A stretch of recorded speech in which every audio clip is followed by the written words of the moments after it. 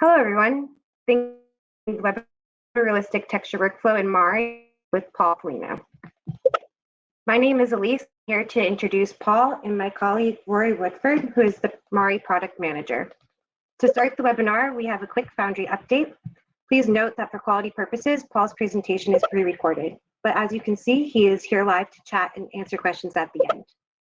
Paul is joining from New Zealand, Rory is in London, and I'm here in Austin, Texas. The three of us are excited to connect with you from across the world. The three people from 5 continents registered for this webinar, and though we miss being with you in person, these virtual events are special because it's allowed us to connect our global community. With that being said, pop into our chat and let us know where you're watching from. Also familiarize yourself with the other tabs. If you have questions that you would like Paul or Rory to answer, please add it into the question section. Under the poll tab, there are a couple questions for you to answer as well, so please be sure to check those out. Today is our 5th virtual event this month, and we have 10 more scheduled from now until the end of May.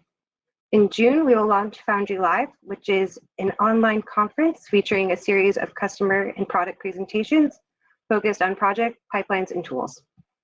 Check out our website, foundry.com/events to see what is coming up, and if you have any feedback, please send it to virtual.events@foundry.com. I'd also like to just mention that this is a great time to check out other Foundry products. We've reset all of our trials in 30 days, and for Katana, it's been reset to 90 days. Furthermore, just want to mention our resources available.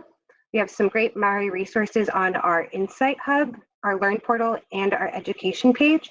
On our education page, students and educators are able to access the Education Collective, which includes Mari, Modo, Nuke Studio, and Katana, either free for their first year or at a highly discounted price. Also, on social media, if you are part of the Instagram community and you post your work, be sure to tag it with Made with Mari. All of your creations are truly beautiful, and we love to see your work. Here, we'd just like to let you know where you'll be able to find us. We have our Insights Hub on our website, foundry.com, where we post about VFX industry trends. We recently did an artist spotlight on Rain Anderson from ILM, where he talks about using Mari. So it's a great article to check out, and be sure to post that into our chat for you guys to read. And also, we're available on the following social media channels. And finally, Foundry is a supporter of the following organizations. If you're interested in becoming a mentor, Access VFX is a great community to be involved in. Also, the ASWF, ACM SIGGRAPH, and the Visual Effects Society are always looking for new members. Check out their website if you're interested in getting involved. So with that being said, thank you again for joining us today. We will roll a quick video on Mari's material systems, and then Rory will give us a Mari product update.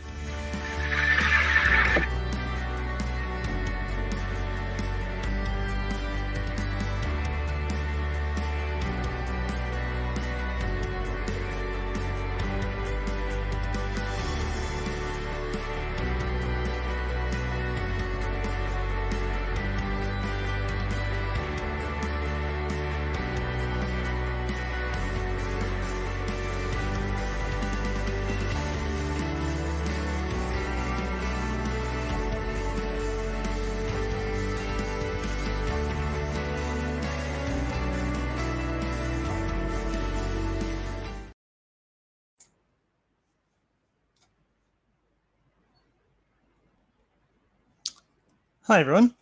I'm Rory, the product manager for Mari. I just wanted to give you guys an update on what Mari is doing at the moment back in Foundry. So we're currently working on further extending our material system, like the video we just saw there. So 2019 was a great year, and the feedback we got from you guys about our 4.6 release was that it was one of the best releases for Mari ever, which is fantastic. And our plans are for our next feature release in 2020 is to carry on the pace that we set with 4.6. And here I'd like to show you a few little snippets and designs of features that we're looking to bring into our next feature release. So first things on the left is the design for the new shelf. So we're giving Mari Shelf a complete overhaul. Preview icons can now be scaled to your preference. You can search for shelf items across all of your shelves by type, by name, and by organizational tag, which can be added to materials. And a material tooltips will now also show the artist far more information about the material, including shader models built against, organizational tags that you can now add to materials, as well as all geochannel aliases the material has been authored against. On the right-hand side is the design lookup preview mock-up of our feature, which will be procedural layer masks and custom procedurals.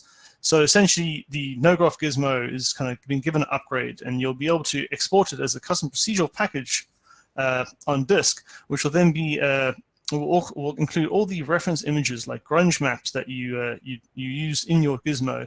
And they'll when you export this, it'll generate a preview thumbnail like a materials and display that in the shelf. These will then be able to be shared with other artists and used in the layer stack as a layer or directly as a procedural mask. Authoring these with geochannels will allow artists in your team to generate masks based on your object features like curvature and ambient occlusion. And finally, just to update, Mari is going to be joining the USD conversation very soon. So Pixar have given us their Mesh Importer plugin to further develop and share. So far the plugin can import USD Mesh layout and animation into Mari project, and the Mesh plugin will be available in an open source repository online in the near future. And we plan to take the plugin a lot further and do more than just mesh importing. So keep an eye for updates on that.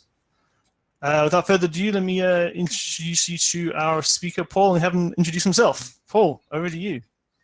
Thank you, Rory. Hello, everyone. Thank you all for being here today. I'm going to say that in Portuguese as well, because we have a lot of people from Brazil.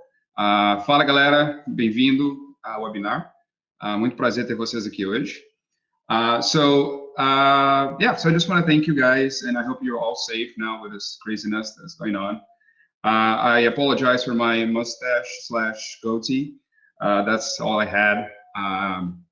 And one thing about the presentation, I put a few QR codes in my presentation, so keep your phone ready so you can just scan them during the presentation, and then I'm gonna link you to a different website. Okay? So let's start. And again, thank you. Hello, everyone. Welcome to this webinar. Today, I'm going to be talking about my textual workflow in Mari. I'm going to be discussing my Leviathan Sentinel project. Before we begin, I just want to thank a few people. First of all, I just want to thank David Letondor. He was the guy responsible for the model of Leviathan. So he provided the model, and I was responsible for the UVs, textures, and look dev. I also want to thank Think Tank. So this project was created for my advanced texturing course at Think Tank Online a couple of years ago. And if you want to know more about the school and the course, you can access this website down here. And I also want to thank Foundry for inviting me to do this presentation, this webinar today. And you know, I'm really happy to be here and sharing with you this workflow. So let's jump right into it. Before we begin with the workflow per se, I just want to talk a little bit about the role of a texture artist. And I feel like as texture artists, we have the great opportunity in our hands when we have an asset. It doesn't matter if you're working in your own project or if you're working in a production. I feel like we have the opportunity to tell a story through our textures. Any detail that you add, any scratch that you add to your hovercraft, to your robot, or any scar that you add to your character, it's a story that you're telling, right? And that's something that I keep telling my students, and I keep telling people that ask me questions online is like, don't worry too much about the technical aspect of things, and try to focus a bit more on the fundamentals. You know, like how can you look at real life materials and textures, and how can you tell a story with that? You know, and that's something that I think can help you a lot with any project you have. You know, think about storytelling and how to tell a good story. So this presentation I broke down this presentation into two parts. The first thing I'm going to do is I'm going to show you an overview of this project, like all the steps that I went through to finish Leviathan for my course. That's pretty much what I would do, with any personal project that I have. And then after this presentation, all the slides that I'm going to show you, I'm going to go to Mari and then show you the file. And I'm going to show you two different workflows. I'm going to show you the layer workflow that I used. And then I also going to show how I translated the layer workflow into a node-based workflow. Okay, so this is just a timeline. It doesn't necessarily follow this exactly. Actually, I would say that this first stage here is pretty accurate. That's pretty much what happens, how it goes. But then this area here, it's a bit mixed up. Like you don't need to develop these masks before this. It depends a lot on the project, but we're going to discuss this a bit more later on. So this is the final render of Leviathan. This is a few close-ups. And let's talk about the prep stage. The prep stage is when I like to start searching for references and I think about the textures in my library. This is a very important step, and you probably heard this already. If you're working on any project, doesn't matter if it's texturing, if it's sculpting or modeling, references are essential for a good, realistic, if you want to achieve a realistic project. And that's the first step to me, especially for this asset, because I didn't have a concept art. So I kind of had to design the look of it from scratch. So I used the PureRef app. It's not an app, it's a software you can download on this website. PureRef is great because it's like a mood board, and you can drag all these images and you can add this, lettering here. And yeah, you should definitely use it if you want to, create mood boards and things like that. So I added a few real life references. These are some suits that I found online. My main reference was the Pacific Rim white suit. So this suit was my main inspiration for Leviathan. I loved the scratches, and I found so many good references online for like the different damage states. I also had some different ones here for different materials. Like one thing with references is you have to be careful to not have way too much, because sometimes you can get lost. What I usually do, I have like one, which is like my main reference, and then I have some secondary ones.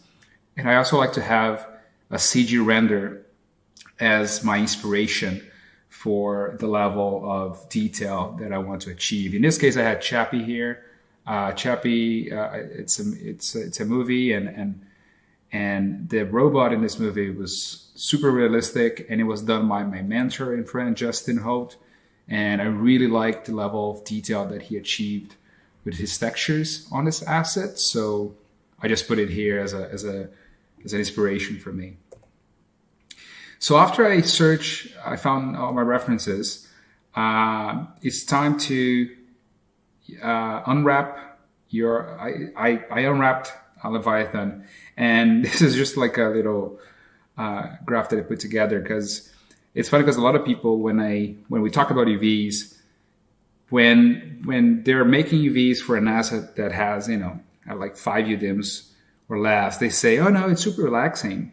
But as soon as they work on an asset that have like 50 or more UDIMs, they know how annoying, and it's a nightmare. Like if you do a proper layout of an asset that has all these UDIMs, it's going to be a headache.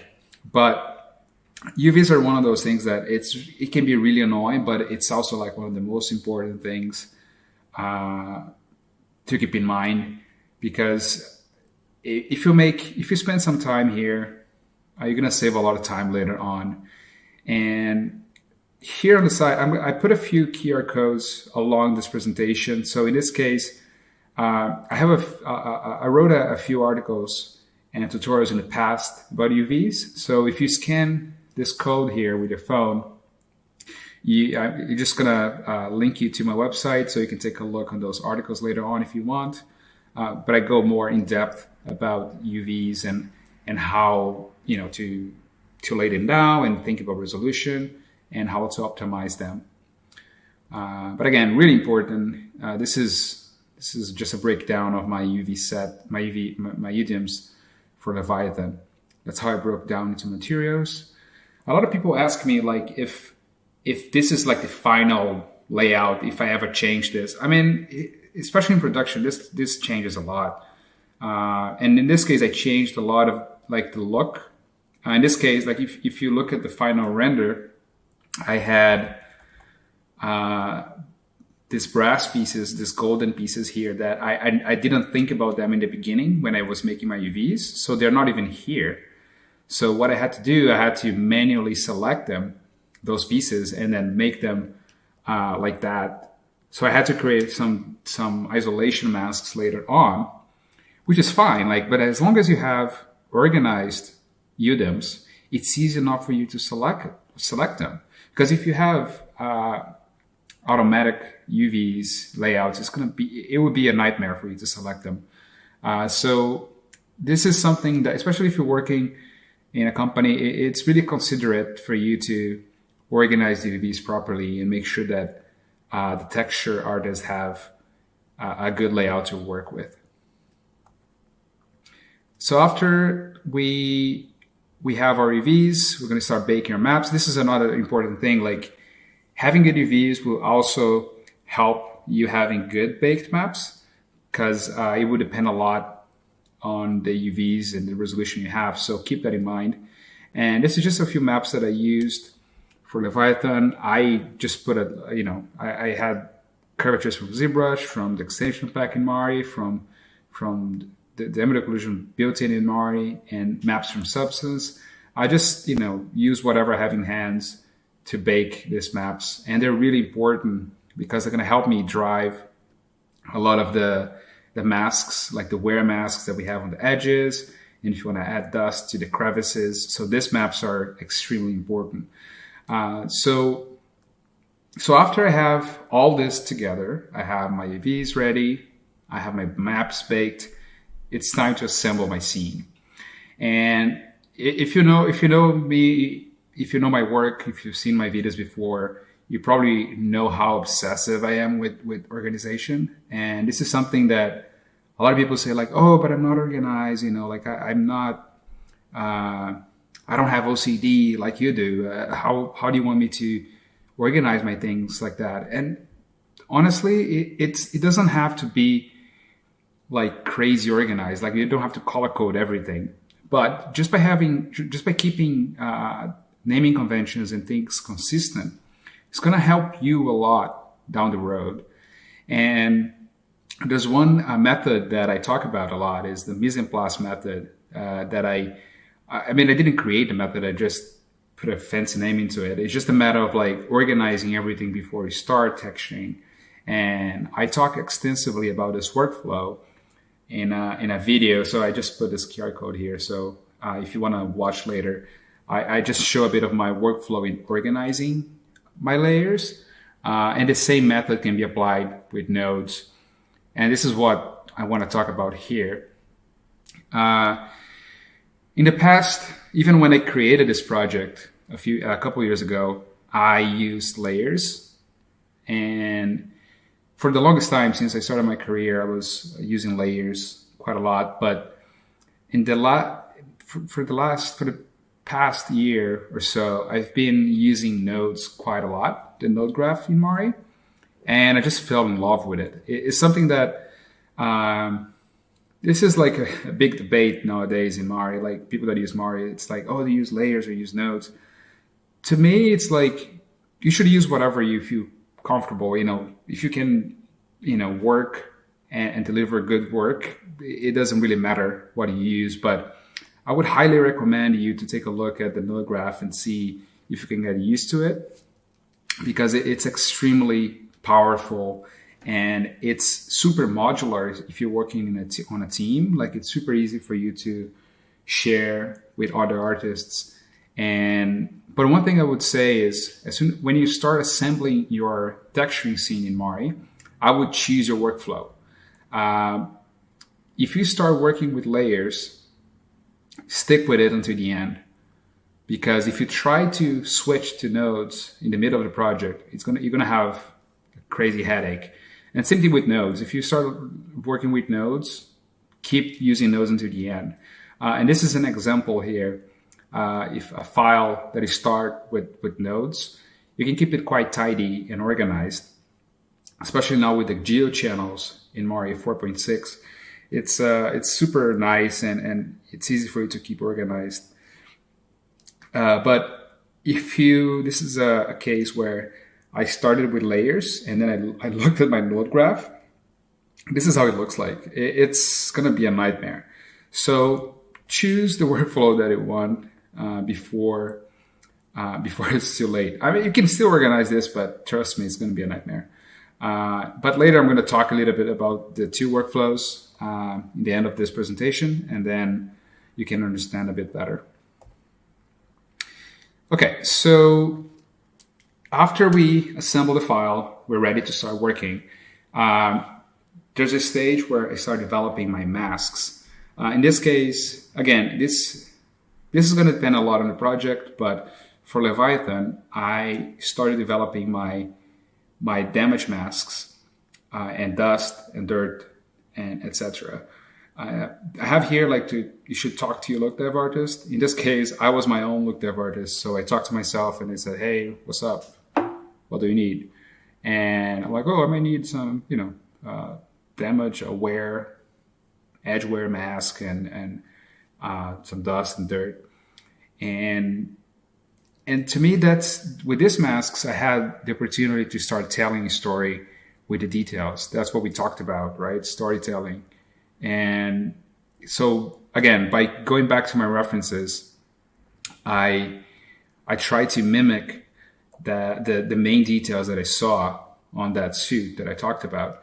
And one thing that I failed a lot in the beginning when I started creating these masks was that I was relying too much on my curvature masks that I had, the curvature that gave me access to all these edges. And I was like, "Oh man, this looks awesome. Look at all these edges. I want to, make them all, I want to have wear on every single edge. It's going to look super cool." But then I got some feedback from Justin, who was helping me at the time. And he's like, "Dude, just look at the reference." And when you look at the reference, when you actually look at it, you see that it's not every edge that is worn, it's just a few areas. You have some main areas of interest, and then the rest you have some relief. And that's something really important that I even put it here. So you have to be careful and make sure to break away from proceduralism. Nowadays we have many tools that make it easier for us to create these masks and these damage masks, but the most important thing is for you to attain to realism and make sure that you create something that feels real instead of just thinking that looks cool, So that's something that it took me some time to develop that. In the end, you can see here, I don't have every single edge worn anymore. I only have some main areas of interest and then some edges that are broken. And yeah, so this map was the one that took me the longest to edit and to paint, and I kept editing until the end. That's another thing. It doesn't. I'm not saying that you have to finish it and be done with it. You can always go back and adjust as you go along. And this other two masks were a bit simpler, but they also helped a lot to bring the look in the end. Yeah, so here are some processes. This was just early on, and like I said, I had pretty much all the edges worn out, but I cleaned that up quite a bit in the end. So after I'm done with my masks, I finally started to develop my main channels, my main maps. So I'm talking about my diffuse or color, spec maps, gloss, bump. Again, it would depend a lot on the asset that you're working on, but for Leviathan, I started with broad strokes, keeping it simple as much as possible. I had, thinking about color breakup and adding breakup to every single map so it doesn't look flat, and adding some extra projections, like some extra scratches and things like that. So this is how they look like in the end: diffuse, speck, glossiness, and bump. And so I spent more time on my masks for this asset specifically because most of it was most of the look came from the speck and gloss maps, because it was mainly metals, and I also had some extra maps in the end.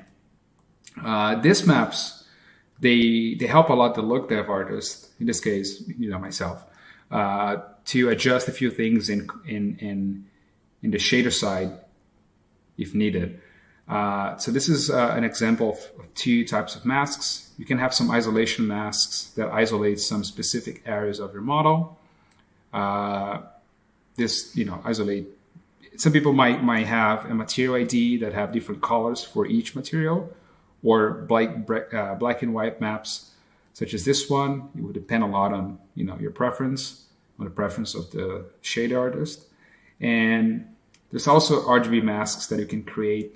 The good thing about RGB masks is that you can store three types of maps into one single channel.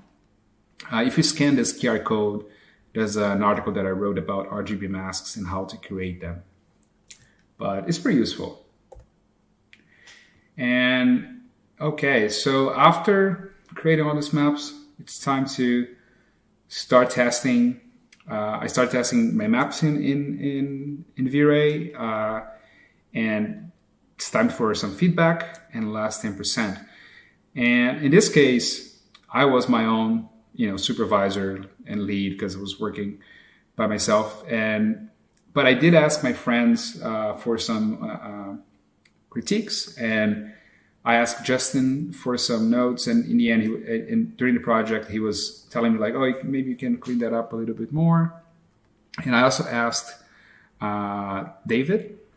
He was the guy who modeled the robot, so he gave me a lot of good inputs about how he should look like. So this is a paint over that he did. As you can see here, he painted the golden color in some areas, and then we had a conversation about where we should put some of these brass areas, and it was really cool to talk with him about that and get his input. Like, as you can see, he also suggested to add the light area, the ring lights in there that I added later on. So it was really important to bring this guy to life. And another important thing is, did you archive your file? Make sure that you archive your file, because I've lost many projects in the past years just because I forgot to archive. And yeah, just make sure you archive your file. And thank you.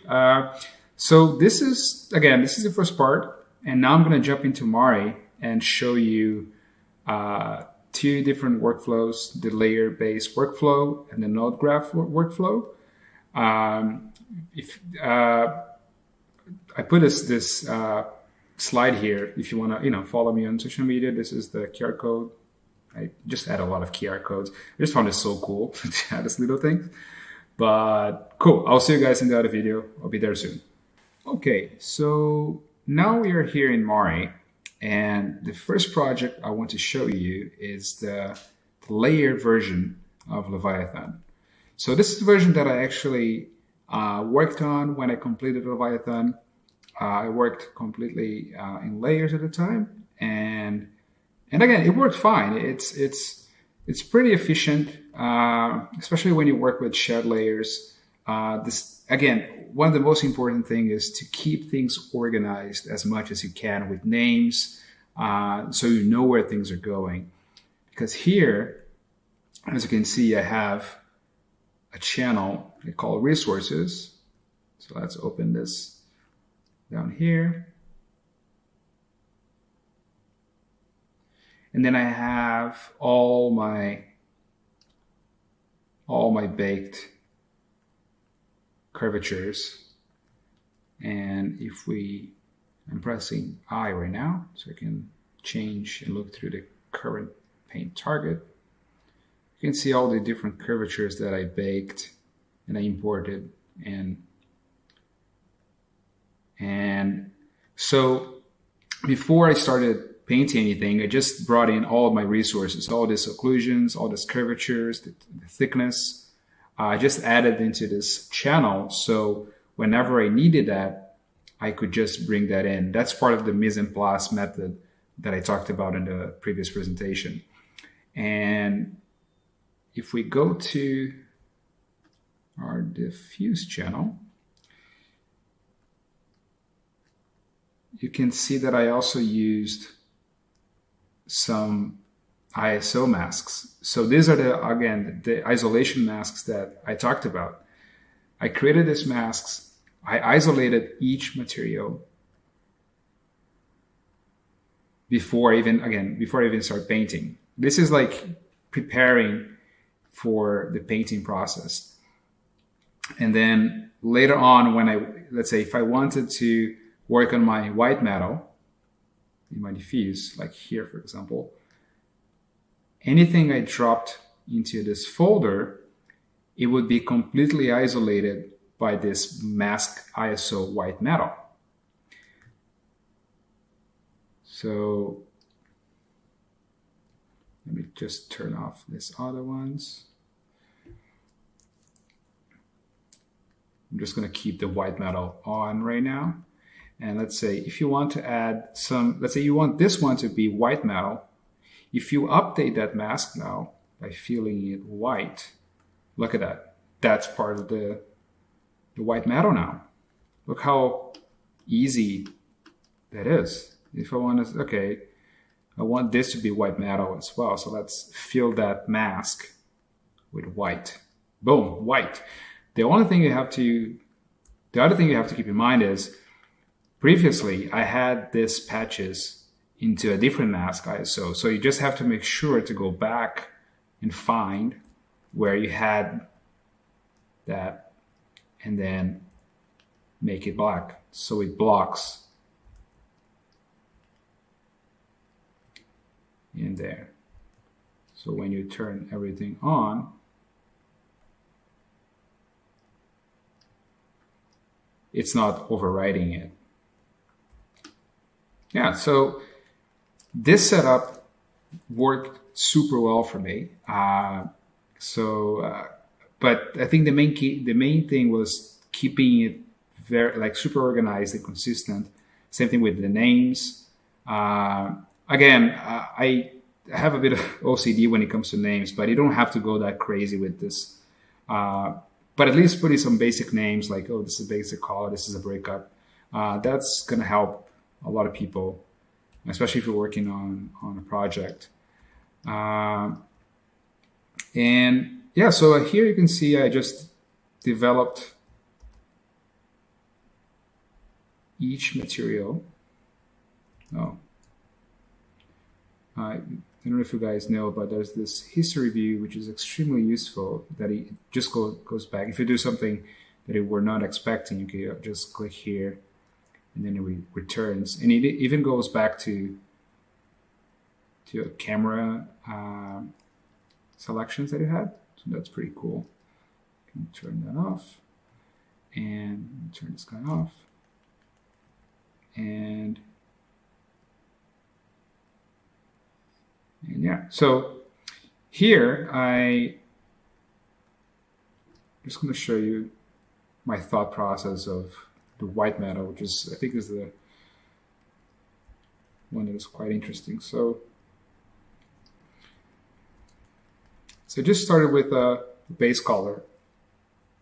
And then I had just a tileable to add some breakup. Just have this I'm just pressing L right now to access this image viewer. So I just added one of these textures. It's really good to have a library like this one with black and white stencils. You can create yourself from textures that you download or download a package. There's a lot of good packages online with overlays and things like that. So I just added that to add like some color variation. Again, looking at your reference, right? Here you can barely see that variation, but it's just good to not have a flat color, right? And it's just good to keep that in mind.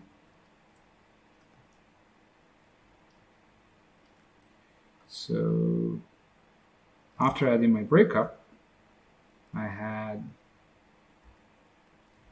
a broad variation, which is basically I had my occlusion with some levels and a breakup texture on top of it,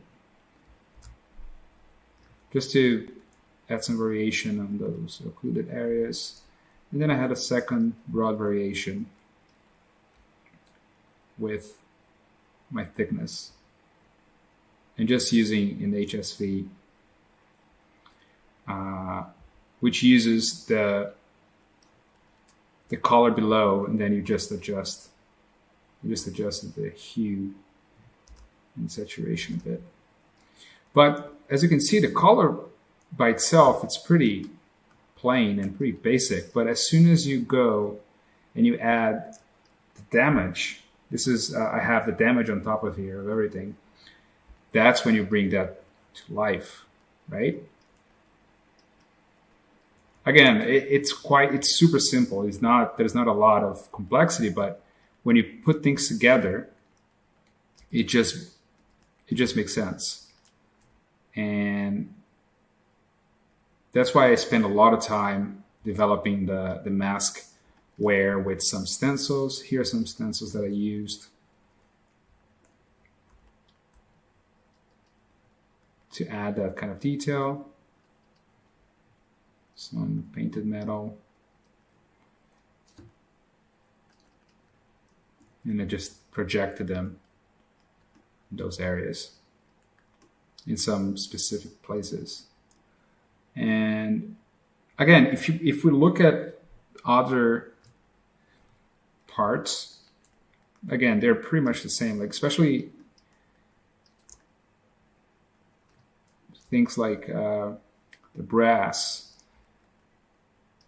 I just added some grunge breakup to it, but most of the detail came from the spec.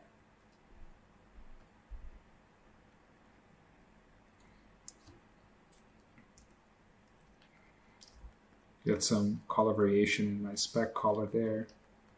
And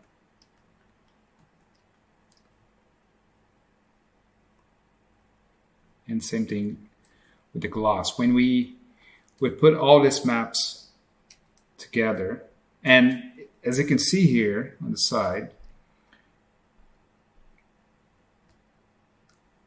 there's not a lot on each material. Like, of course, this the complexity will depend a lot, but I only have a tileable and a layer with some broad variation and some painted stuff. But for this asset, and specifically, most of the detail came from my damage masks that added the complexity that I wanted on Leviathan.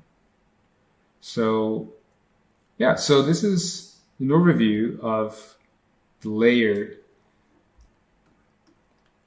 system. And again, there's nothing wrong with layers. And again, I used layers for many years, and it was pretty.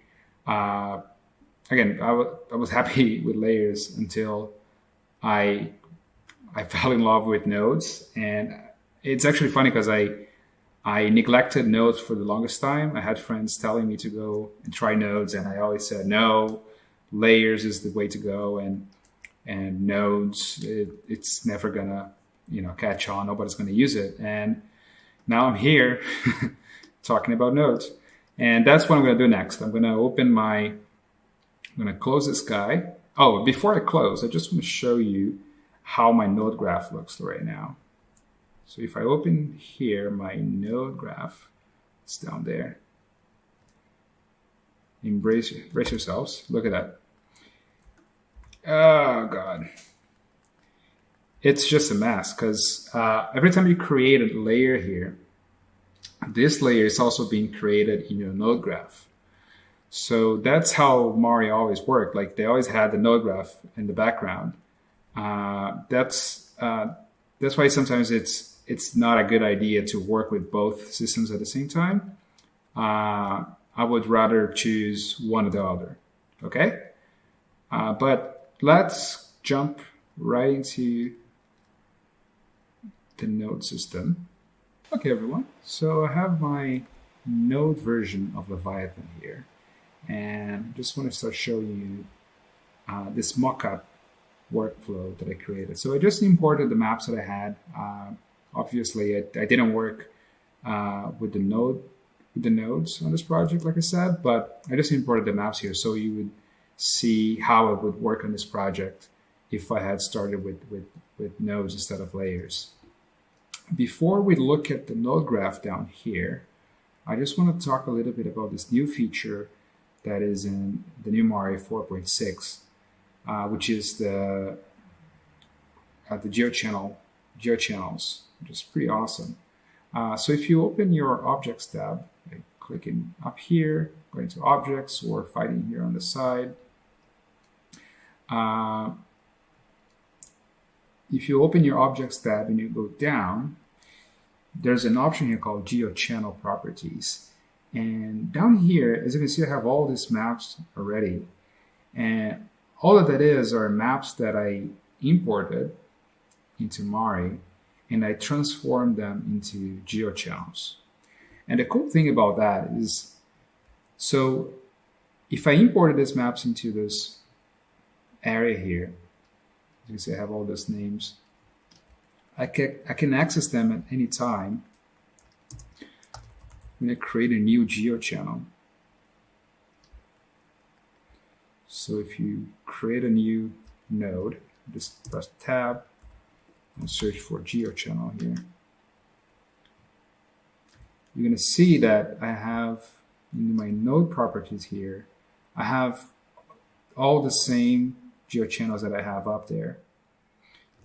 The reason why this is so cool is that whenever you want to access those maps, you can just create a geochannel. And this is also available in the layers, in the layer system now. So it's also pretty useful for layers. But the way I work with my nodes, I think this is extra helpful because it makes it less clunky. So you don't have to import everything and you have it everywhere in a file, and you're not going to have all that spaghetti everywhere down here. So you can either, let's say if you want to import something, you can create a new channel by clicking on this plus button, and then you see geochannel 1 down here. Let's say if you want to add a new curvature B, you can just click on this button. It's going to open this dialog, and then you can search a curvature and import, and then you're going to have it ready for you. Another way you can do it is by opening your Channels tab. As you can see it here. So if you click on your channel, let's say I want this, this is my ISO mask brass, for example. I want to turn this ISO mask brass into a geochannel. You can easily right-click there, go to Export Flatten, and then Export Flatten to Geochannel. So that's going to allow you to add this channel into your list, and then you can access it anytime you want, right? So that's the first thing I would do, just like create all the maps that I might need, like all my occlusions, my curvatures, and then just add them to my geochannels. And down here, you can see that these are all the channels that I created. This is all my ISO masks. And you can create backdrops to isolate and organize your nodes accordingly. This is what I have here. So I have all my isolation masks ready. And on the side, I also have some of my auxiliary maps. And they're also here. So if I want to access this thickness somewhere else, I can just create a geochannel, double click, and then search for thickness.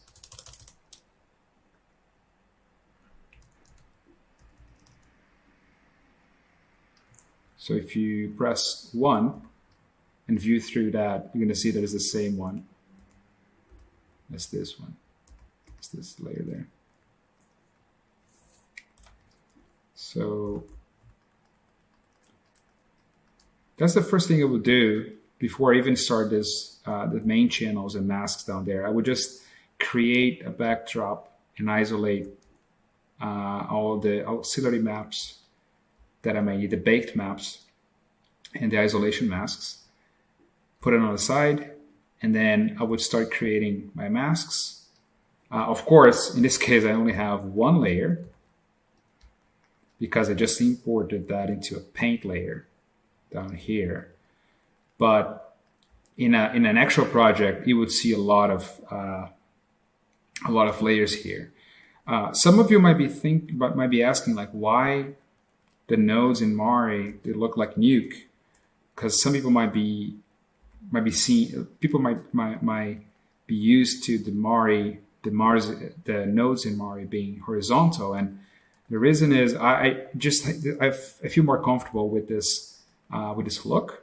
But if you want, you can press Shift S, and then you can turn these nodes into the Mari version, which is horizontal. And it depends on your taste, you know, like if you want to work like this, it's fine.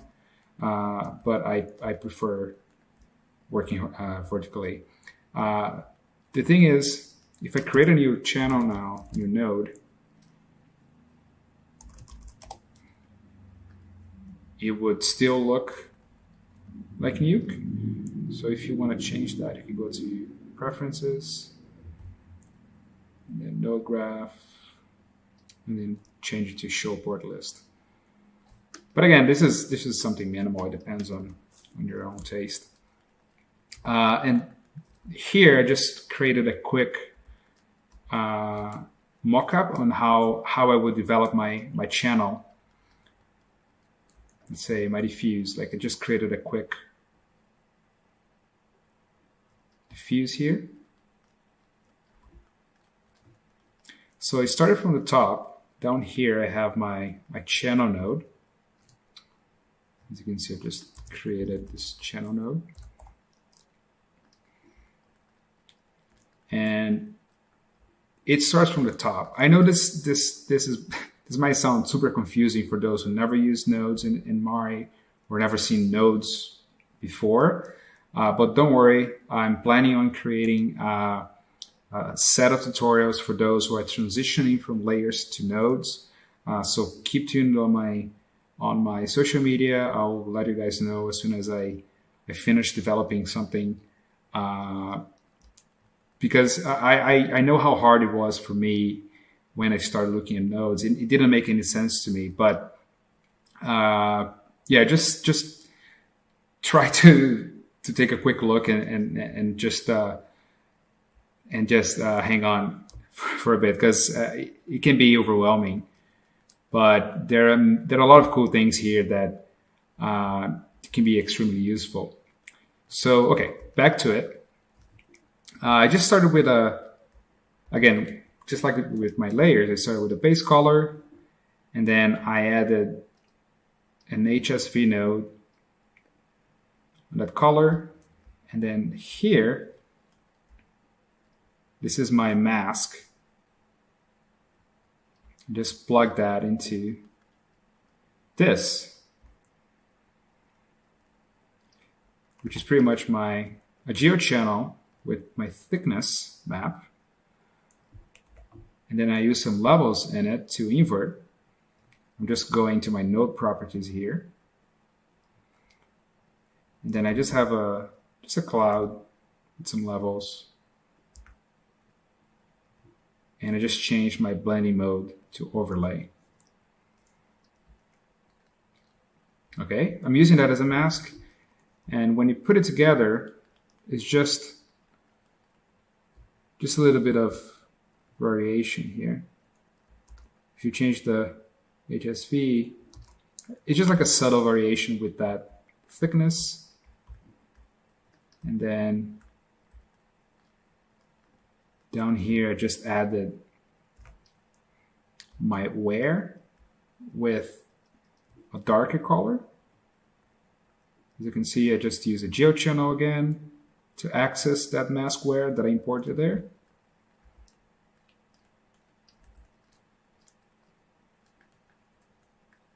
And I use this just to isolate my white metal. And then I will keep going down with the other materials.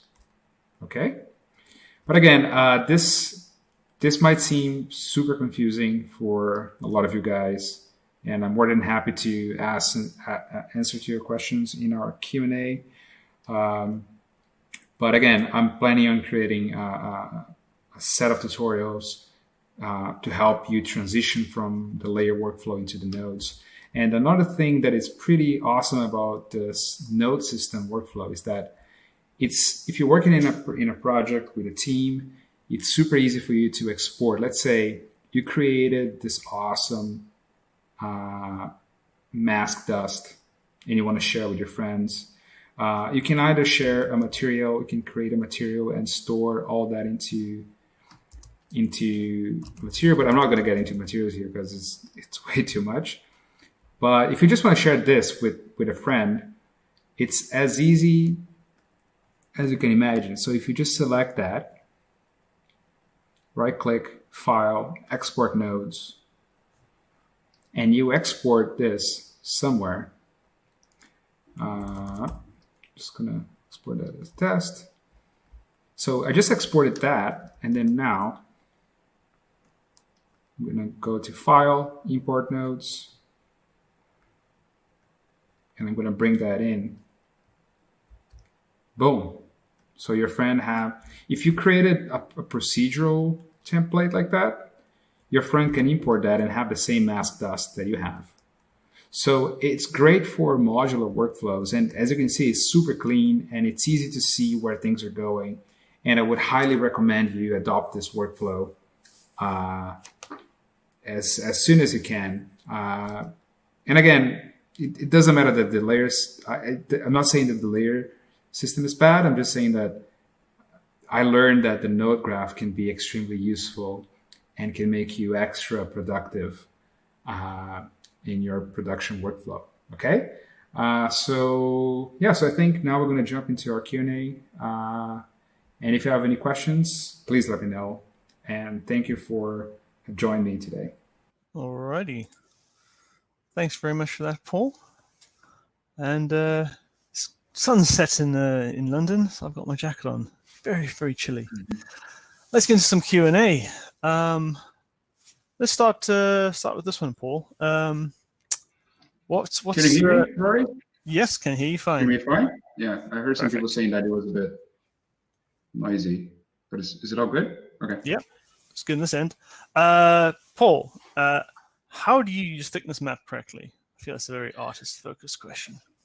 So it was pretty interesting because on Leviathan, the thickness map was quite useful to create some sort of color variation. I just pretty much plugged into an HSV node, and it just worked perfectly because it added like a nice gradation. It just looked pretty cool, and then I just added some breakups on top of it. Because the main thing about auxiliary maps that we're talking about, AO, thickness, curvature, it's all about giving you a head start in having access to the object properties, right? So if your object it's complex, like Leviathan is pretty complex, it will give you all the information you need, right? So if you bake all these maps, it's just awesome to have access to it, to the curvature and the thickness of the object. Awesome. Good question here. So one for me. Will there be a RenderMan integration to Mari? So the Pixar RenderMan team actually authored and distributes a RenderMan for Mari plugin already that ships with RenderMan, and they're actively working on it alongside the rest of their RenderMan plugins. So be sure to check out the Pixar guys and see what they're doing there. And a question about curvature maps in Mari. So essentially in Mari, as I've been mentioning in the chat window here and the poll, that we use Modo to do our baking, since at Foundry we already have a render engine in-house, and it's the Modo engine, so that's why we don't have a Mari specific one. So you can use the Modo render palette to bake out your curvature maps, or if you want something a little bit more quick and dirty, in Mari 4.6 we introduced the curvature procedural, which is essentially an OpenGL procedural texture, which is faceted but can be really handy to do quick masking. And there's also in Mari you can use a feature called Generate Gaussian Blur, where you can take any paint map, paint node or layer. So you could convert a curvature procedural to a paint layer and then do a blur in it, and that can actually soften those faceted edges, which could also be a way you get a curvature. Yeah, there's a question here for you, Paul. Point at you is if you're a first-time user and you open up Mari, what would you suggest you do first? Well, I would say the first thing would be cry a little. That helped me in the beginning, because it might be daunting, because you might be like, oh, what am I going to do now? But I think the first thing you have to do in mind is a plan. You must have a project in mind, and that's why I like to tell people to start with a very simple object. Because if you think about starting with a robot like Leviathan or a scene, you're going to have a lot of problems. So my tip would be start with a very simple object that you have, create a little project, and then try to understand. We talked about a few YouTube channels in the chat that can be useful for you to start. And I'm also planning on creating a tutorial about that, about how to start with a simple prompt. And from there, you can start. First thing you have to do is to choose your system. You should work with layers or nodes. And to be honest, some people are asking, like, should you use layers and then jump into nodes in the middle of the project? Don't do that. Don't switch. Dive into nodes straight away. Yeah.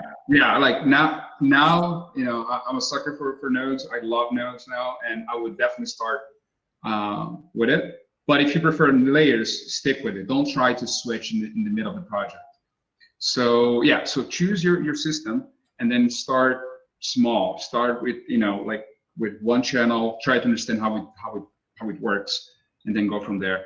Yeah, start with a single project and then build up your knowledge in the software. Cool. So there's one question here. Which case would be better, using 2K maps instead of 4K ones, based on 2K maps and more UDIMs, or 4K maps and less UDIMs? So this is just an interesting bit of information about the technology behind Mari. So essentially, all of Mari's paint data is kind of broken down to 256 by 256 tiles. So actually, so to do the math right, 4 2K patches would be the same as one 8K patch. Is that right? Did I do that math right? Yeah. Essentially, it's all broken down to these small tiles. So it's, as far as performance in Mari is concerned, it shouldn't be too much difference, as the texture maps distributed the same way in the way the visual texture kind of builds it for your screen. But if he's asking more in a production environment, I would say I would always prefer to work with more tiles in lower resolution rather than smaller tiles with high resolution. But high, I mean 8K. 4K is still like quite doable for most computers. But if you have like, I don't know, 50 tiles, And I rather work with 52K rather than, I don't know, 10K. Most from a performance standpoint. Yeah, so it depends a lot on There's also always the challenges if you have a very large surface, like as far as a large area surface in your model, you have a tile map go across. Yeah. UV resolution work for that area. It's always if it's something metallic, just throw in a couple of panel lines and break that up so you can spread those panels across more UV patches. Yeah. Yeah, it's always that. Cool. Let's see, any other questions? Oh, there's a question in the chat here. Introducing patch resizing for no-graph workflow. I think there was a bug we had with something to do with patches and no-graph. It potentially was doing the flipping of patches. So, definitely look into things like that in the future. So yeah, if you guys have any feature requests, please always send to support@foundry.com. We're always happy to hear what you guys have feedback-wise. Speaking of feedback, in case you haven't seen it already, there's a polls tab in Livestorm. It'd be great to hear all your guys, all the things that you guys use, versions of Mari, etc. Radio. Here's one for you, Paul. When working with so much data, texture paint, how often do you use baking? Oh, you mean like the bake Like points? caching bake points. Caching. Man, bake points are awesome. Like, yeah, I can't. Yeah, you should use them as much as you can. And that's one of the things that I always talk about. It's organization and keeping your scene tidy. I'm obsessed with organization, and that's something that actually helped me a lot in my career, like working with other professionals, especially leads and things like that. They always praised my organization skills, and that's something that I always like to spread and tell people all the time. It's like, you think that something like that would be small and nobody would notice, but they will. If I get a file from someone and it's all over the place, I'm judging that person right away. And let me tell you, everyone would judge you, because it's a question of respect, right? Like, you respect your coworker, but I'm not talking about like renaming every single file, every single layer, because some people are like, oh, but you, I mean, I do that, but you don't have to be like that. What we need is like pretty tidy. Yeah, just use the bake points, bake your if you have like a large node tree, just bake that out. If you need to rebake, you can always go back and rebake it. And especially now with the geo channels, it's a great way to access your stuff later on. So yeah, I use bake points a lot, so it's good to do it. Yeah, just a note on bake points. So Mari basically runs everything in your project gets kind of put into this kind of giant shader. Kind of like if you look at a render engine, you have all your shading nodes feeding into your shader. The more complexity you have in your shading graph, the longer your render is going to take if you're using RenderMan or 3Light or Arnold. So same thing applies with Mari. It's kind of like a game engine where all the nodes you build are adding a little piece to this kind of giant shading shader, which then gets put on the graphics card. And the more of these nodes you have, the more you're asking your graphics card to do, and that can hit your frame rates. So bake points kind of flatten up all that, all the graph upstream graph nodes into a single kind of paintable, almost like a paint node, but still live, still has a connection to its upstream, and that drastically reduces complexity and makes the frame rate go much higher in your Mari project. Yeah. So yeah, bake points always a win. So what's Paul? What's important to learn as fundamentals of texturing? Someone wants to be better at texturing, but all textures look generic. Any tips? Okay, that's a great question, because it comes down to something that I'm actually doing right now. Because for the longest time, so before I started my career as a texture artist, I was developing my knowledge in painting and drawing, and that was essential to me to develop my eye. to see things and see shapes, see color, see all this sort of things. And then when I started to learn the technical side of things, Mari and all the software, I realized that I could translate what I've learned from those fundamentals of art. And for many years, I kind of dropped. I stopped like practicing the fundamentals of art, and it was fine. I kept, developing my skills, but now I feel like I needed to go back to it a bit more. So I'm back to study painting and drawing, and I think that's something that would help you a lot in texturing. Is just like go outside, take photos, draw, paint, because that's gonna make you look at something, understand what is real and what is not. Because the problem I see nowadays with textures from students is that there's a lot of procedural stuff. I'm all for procedurals. Like, it makes our lives so easy. But you have to be able to look at something and tell if it's real or not, right? And you do that by breaking the proceduralism and knowing where these details are going to go.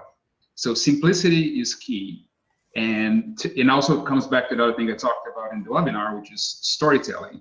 How can you tell a story with your assets? Like, I have an asset on my demo, on my portfolio, which is it's a gumball machine. It's a very simple asset, but with an asset like that, you can just put like a sticker and you tell me a story. You tell me a story that a kid maybe ripped that sticker at some point.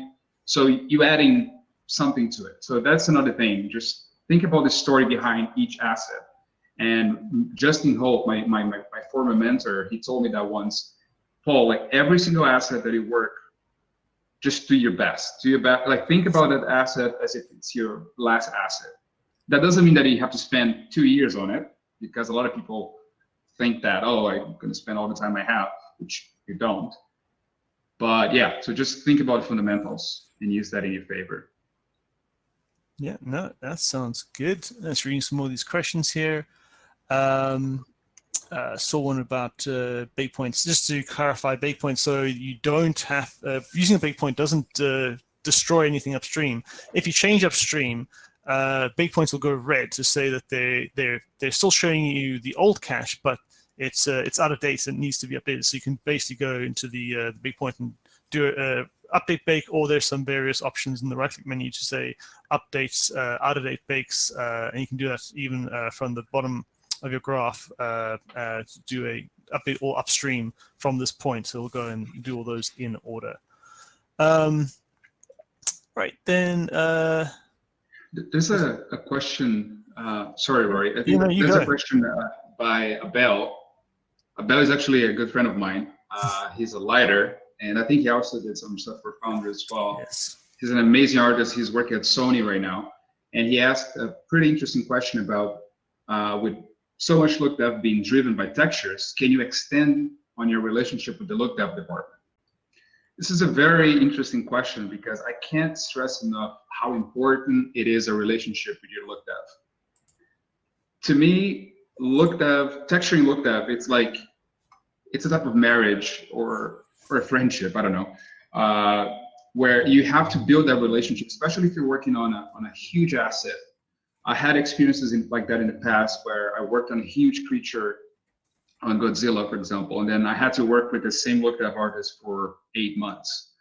So if you don't build that relationship by talking to your look dev, the first thing I do when I get assigned a task, it doesn't matter how small it is, I go to the look dev artist and I present myself and I say, hi, I'm Paul. I'm the texture artist working on this task. How can I help you, right? Because just by doing that, you're just creating a bridge, like you're creating a connection with that person. And I mean, I'm not saying that you have to become best friends with that person. Luckily to me, it happened. Like all the look devs that I worked in the past, I'm still great friends with all of them. But it helps that you know what they need, because it's not just about, okay, I have a task and then I'm going to create what I think is right. Because maybe you're going to go to the basics that you think, like diffuse, bump, spec, gloss, and you think that that's it. No, I think you have to go and talk to the person responsible for the shader and say, how can I help you to achieve the look that we're going for? Because every company is going to be different, right? Like some companies, they work with masks, other ones, they work with baked maps. So I think it's really important to also understand the shader department. Like I also do look dev, so it's really important for you to not to master it unless you want to become a look dev artist as well, but have a good understanding so you can create a connection and move forward as a team and not just a guy who thinks that you know what's right. Yeah, I just asked a question in the polls there because we're starting to see a trend of some studios where texture artists are the look dev artists, essentially the same person, almost like a surfacing artist.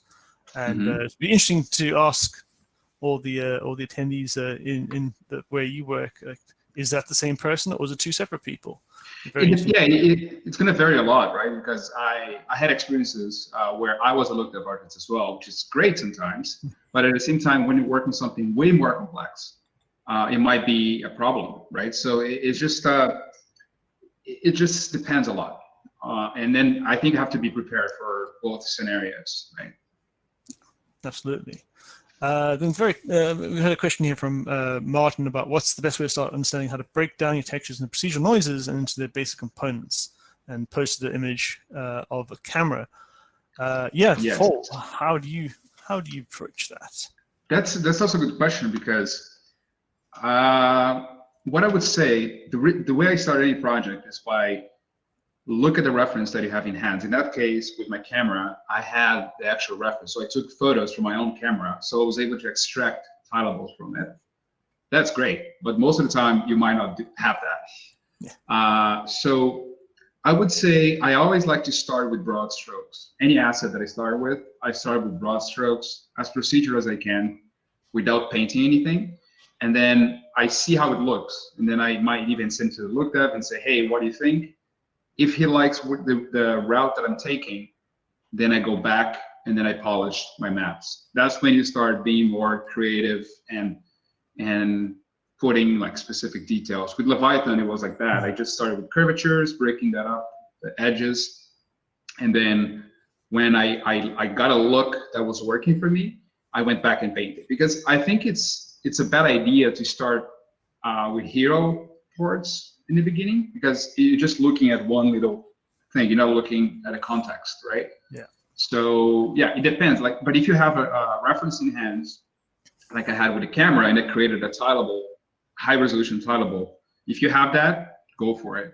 But it's still like the procedural aspect. When I say procedure, I'm not only talking about clouds. I'm talking about using tileables and triplanars and things like that. Yeah, I'll definitely add so that one example, the very micro surface bump.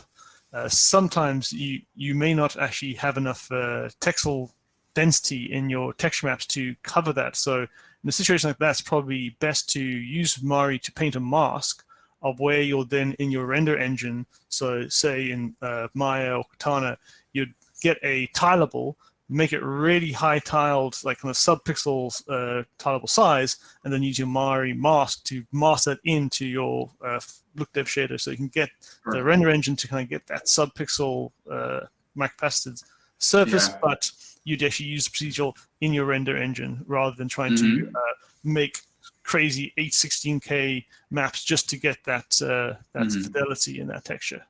Yeah, that's perfect. Yeah, that's exactly it. Let's see. In production, how much time in general do you spend on an asset? On an asset? Or I think on texture. How long do you take to texture an asset in production? I think this is going to vary a lot. Like, I can't express how long it can take. You know, it depends a lot on if it's a hero asset, if hero asset is an asset that it's going to be pretty close to the screen, so it takes more time to do it.